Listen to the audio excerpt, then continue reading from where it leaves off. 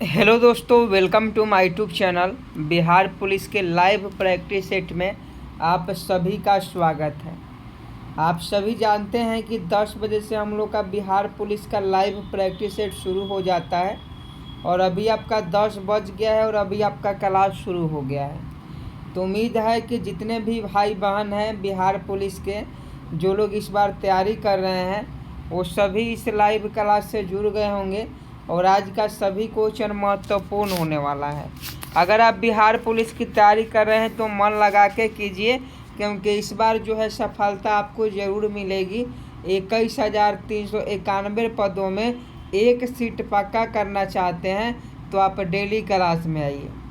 और लूसेंट का भी क्लास होता है, स्पीडी का भी क्लास होता है, क्राउन का भी क्लास होता है।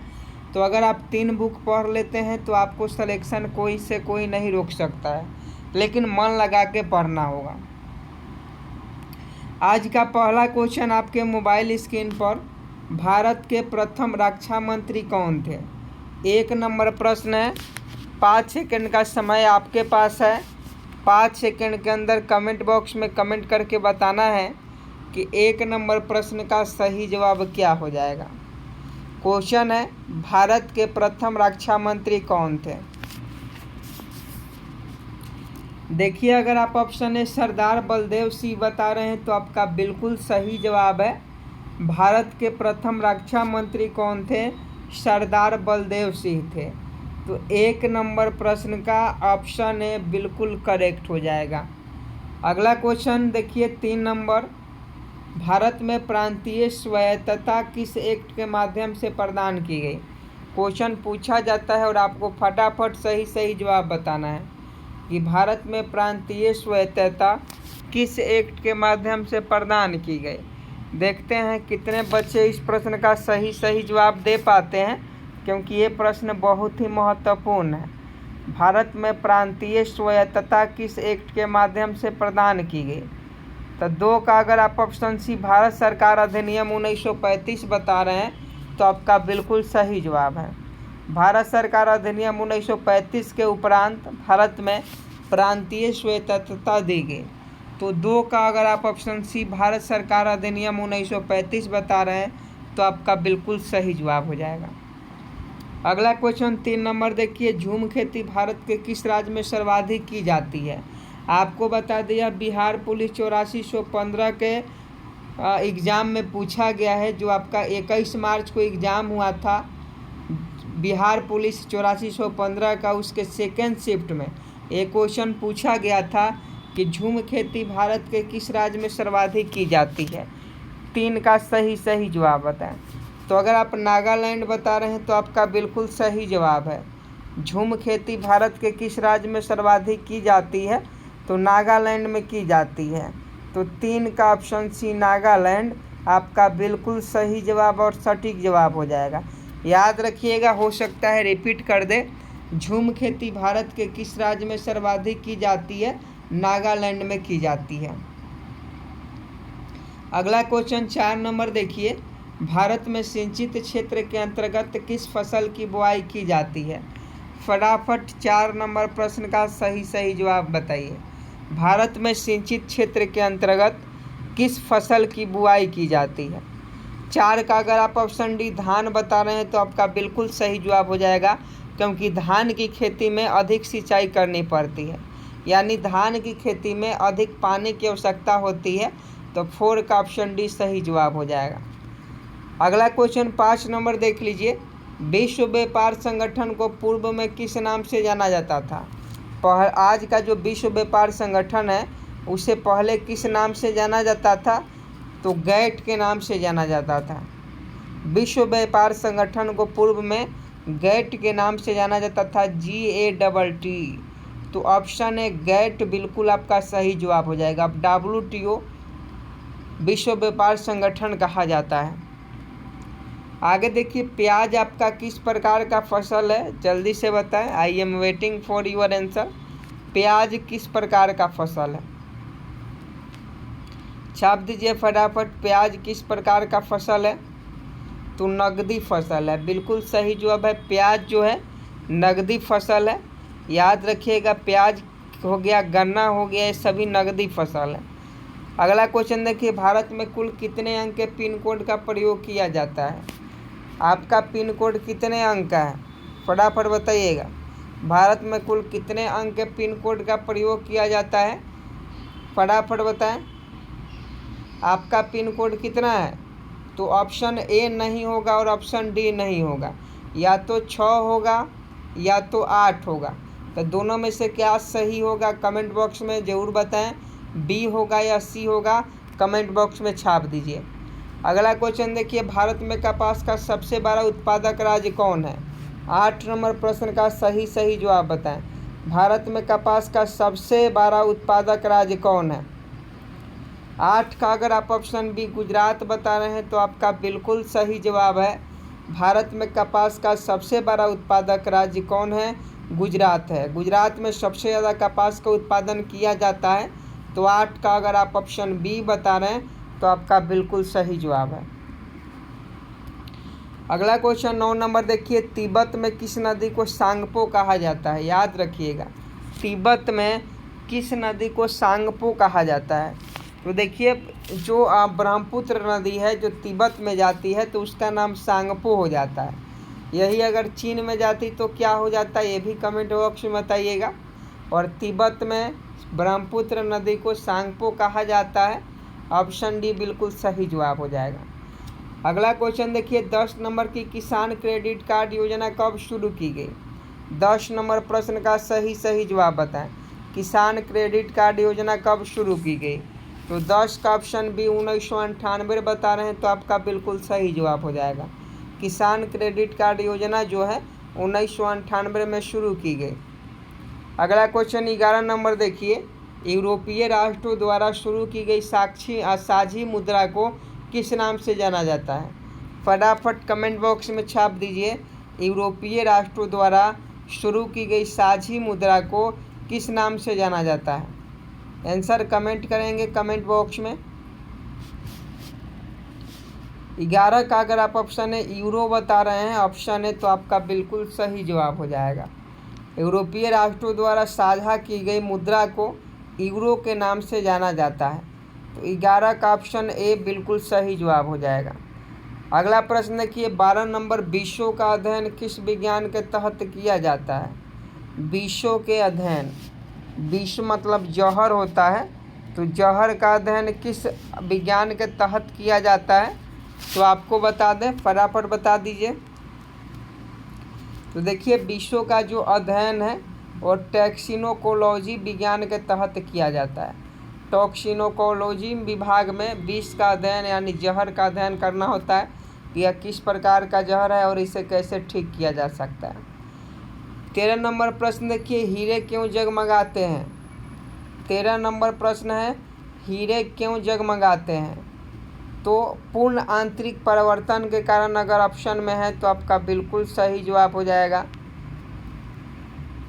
बताइए फटाफट, हीरे क्यों जगमगाते हैं? चारों ऑप्शन आपके मोबाइल स्क्रीन पर है। हीरे क्यों जगमगाते हैं? तो प्रकाश के उच्च अपवर्तन के कारण। अगर कटे हुए हीरा पूछता है तो प्रकाश के पूर्ण आंतरिक परिवर्तन के कारण, लेकिन अगर क्वेश्चन पूछे हीरे क्यों जगमगाता है तो प्रकाश के उच्च अपवर्तन के कारण जो है हीरे जो है जगमगाते रहते हैं। अगला क्वेश्चन देखिए, भारत की प्रथम पंचवर्षीय योजना का कार्यकाल क्या था? भारत में जो प्रथम पंचवर्षीय योजना थी उसका कार्यकाल क्या था? फटाफट बताएं। तो 14 का अगर आप ऑप्शन है 1951 से 1956 बता रहे हैं तो आपका बिल्कुल सही जवाब हो जाएगा। 5 साल का पंचवर्षीय योजना होता है और भारत की प्रथम पंचवर्षीय योजना 1951 से 1956 तक इसका कार्यकाल रहा। अगला क्वेश्चन देखिए, 15 नंबर की, सुभाष चंद्र बोस ने 1939 में किस पार्टी की स्थापना की? ये क्वेश्चन हर हाल में पूछा जाता है तो आपको हर हाल में याद भी करना होगा कि सुभाष चंद्र बोस ने 1939 ईस्वी में किस पार्टी की स्थापना की। तो इसका सही जवाब फॉरवर्ड ब्लॉक हो जाएगा। फॉरवर्ड ब्लॉक की स्थापना सुभाष चंद्र बोस के द्वारा फॉरवर्ड ब्लॉक की स्थापना सुभाष चंद्र बोस के द्वारा 1939 में की गई। 1939 में की गई तो ऑप्शन ई फॉरवर्ड ब्लॉक आपका बिल्कुल सही जवाब हो जाएगा। अगला प्रश्न 16 नंबर है, ऑप्शन आपके मोबाइल स्क्रीन पर है। क्वेश्चन है स्वतंत्र श्रमिक दल की स्थापना किसने किया था। अब फटाफट छाप दीजिए कि 16 का सही जवाब क्या हो जाएगा। स्वतंत्र श्रमिक दल की स्थापना किसने किया था। तो अगर आप ऑप्शन डी BR अम्बेडकर बता रहे हैं तो आपका बिल्कुल सही जवाब हो जाएगा। स्वतंत्र श्रमिक दल की स्थापना किसने किया था, तो इसका सही जवाब ऑप्शन डी हो जाएगा, भीमराव अम्बेडकर ने। डॉक्टर भीमराव अम्बेडकर ने स्वतंत्र समाज दल की स्थापना किया था। आगे देखिए, जॉब चोरनॉक ने कोलकाता नगर की स्थापना कब किया था। आपको मालूम होगा कि कोलकाता नगर की स्थापना जॉब चोरनॉक के द्वारा किया गया, और यही क्वेश्चन आपसे पूछा जा रहा है। आपके मोबाइल स्क्रीन पर है कि जॉब चोरनॉक ने कोलकाता नगर की स्थापना कब किया। तो 17 का अगर आप ऑप्शन है 1690 बता रहे हैं तो आपका बिल्कुल सही जवाब हो जाएगा। अगला क्वेश्चन 18 नंबर देखिए, पुर्तगालियों ने गोवा को कब स्वतंत्र किया, फटाफट बताइए। और आपको बता दें कि 9 जुलाई को वास्को डी गामा ने भारत की खोज की थी।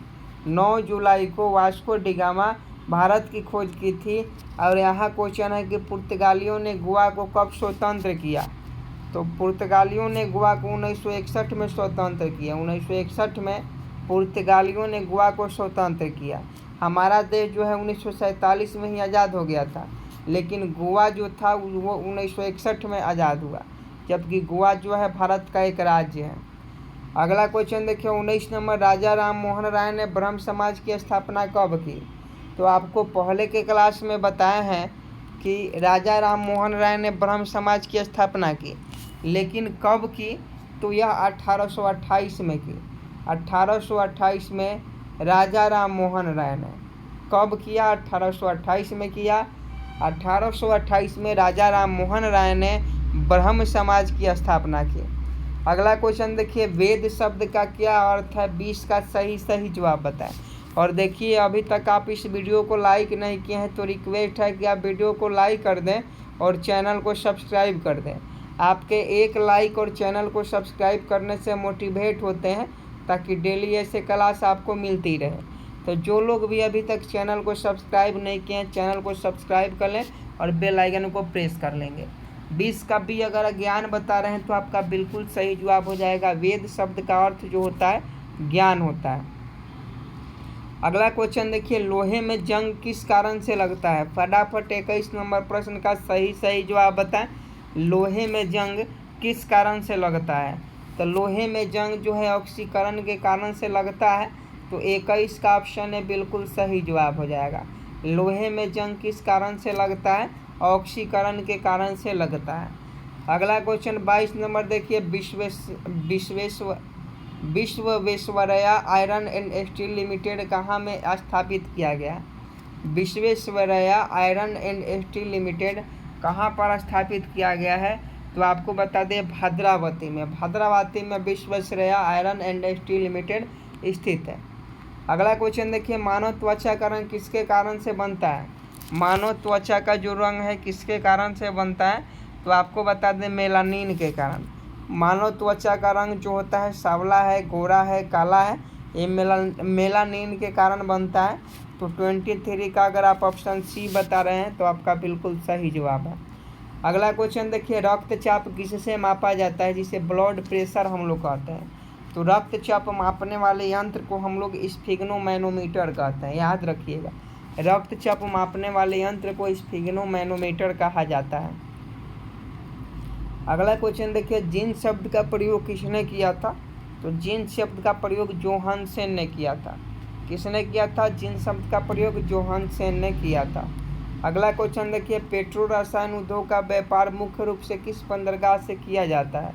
पेट्रो रसायन उद्योग का व्यापार मुख्य रूप से किस बंदरगाह से किया जाता है। तो बंदरगाह का आपको नाम बताना है। तो देख लीजिए कौन सा बंदरगाह हो जाएगा। तो ये मुंबई बंदरगाह, मुंबई हाई तेल क्षेत्र एरिया से पेट्रो रसायन का जो है इधर से उधर पेट्रो रसायन का उपयोग किया जाता है मुंबई से। तो मुंबई भी बंदरगाह है। इसका याद रखिएगा। अगला क्वेश्चन देखिए, अग्निशामक में किसका प्रयोग किया जाता है? अग्निशामक में, तो अग्निशामक में जो है CO2 का प्रयोग किया जाता है। कार्बन डाइऑक्साइड का जो आग बुझाने में ऑक्सीजन की आपूर्ति को बंद कर देता है और आग बुझ जाती है। अगला क्वेश्चन 28 नंबर देखिए, जल के निर्जलीकरण में किसका प्रयोग किया जाता है? तो जल के निर्जलीकरण की बात करें तो ब्लीचिंग पाउडर का CaOCl2 इसका सूत्र होता है, और 28 का ऑप्शन सी ब्लीचिंग पाउडर बिल्कुल राइट आंसर हो जाएगा।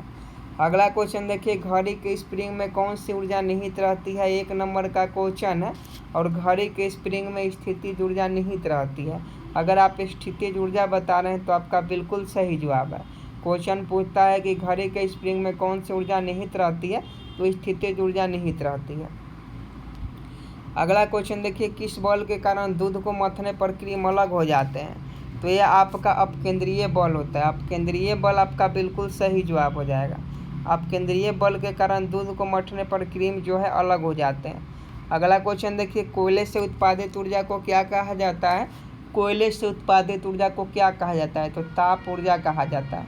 कोयले से उत्पादित ऊर्जा को क्या कहा जाता है? तो ताप ऊर्जा कहा जाता है। तो 31 का ऑप्शन है बिल्कुल राइट आंसर हो जाएगा। 32 नंबर क्वेश्चन का सही जवाब होता है, फ्रेंच क्रांति का आरंभ माना जाता है। फ्रेंच क्रांति का आरंभ माना जाता है तो बास्टिल किले के पतन से। बास्टिल किले के पतन से फ्रेंच क्रांति का आरंभ जो है माना जाता है। तो 32 का ऑप्शन भी बिल्कुल सही जवाब हो जाएगा। अगला क्वेश्चन 33 नंबर देखिए, किसे न्यायालय के द्वारा लागू नहीं किया जा सकता है? किसे न्यायालय के द्वारा लागू नहीं किया जा सकता है? तो ये आपका राज्य के नीति निर्देशक और मूल कर्तव्य हो जाएगा। राज्य के नीति निर्देशक और मूल कर्तव्य को न्यायालय के द्वारा लागू नहीं किया जा सकता है। तो ऑप्शन डी A और B दोनों हो जाएगा। अगला प्रश्न देख लीजिए 34 नंबर, शस्त्र नियंत्रण के लिए अंतर्राष्ट्रीय संधि कब किया गया था? शस्त्र नियंत्रण के लिए अंतर्राष्ट्रीय संधि को क्या कहा जाता है? तो देखिए, शस्त्र नियंत्रण के लिए अधिकारीय अंतर्राष्ट्रीय संधि को CTBT के नाम से जाना जाता है। CTBT समझौता, CTBT समझौता इसे कहा जाता है। अगला क्वेश्चन देखिए, प्रसिद्ध पुस्तक the general theory of employment interest and money के लेखक कौन है? क्वेश्चन ध्यान से पढ़िएगा, पूछा जा सकता है कि प्रसिद्ध पुस्तक the general theory of employment interest and money के लेखक कौन है? तो 35 का याद रखिएगा, ऑप्शन सी J.M. किन्ज आपका बिल्कुल सही जवाब हो जाएगा। आगे देखिए, विश्व में सर्वप्रथम पूंजीवादी अर्थव्यवस्था को किस देश ने लागू किया? तो विश्व में सबसे सर्वाधिक जो है विश्व में सर्वप्रथम पूंजीवादी अर्थव्यवस्था को लागू करने वाला देश जो है अमेरिका है, USA है। अगला क्वेश्चन देखिए, विश्व में सर्वप्रथम समाजवादी अर्थव्यवस्था को किसने लागू किया? तो पूंजीवादी तो USA हो जाएगा, लेकिन समाजवादी को किसने लागू किया? तो सोवियत संघ ने लागू किया। अगर पूंजीवादी अर्थव्यवस्था पूछे USA, समाजवादी अर्थव्यवस्था पूछे सोवियत संघ। आज का लास्ट प्रश्न है, भारत में किस प्रकार की अर्थव्यवस्था लागू की गई है? ये 1 नंबर का क्वेश्चन है, ऑलरेडी एग्जाम में पूछा गया है। तो मिश्रित अर्थव्यवस्था, ऑप्शन सी बिल्कुल सही जवाब हो जाएगा। तो आज के लिए बस इतना ही, और उम्मीद है कि आज का जो क्लास है आपको बहुत अच्छा लगा होगा। आप पहले ही वीडियो को लाइक कर दिए होंगे और चैनल को सब्सक्राइब कर दिए होंगे। हमारा यह छोटा सा प्रयास आपको कैसा लगा कमेंट बॉक्स में बताएं। जय हिंद, जय भारत।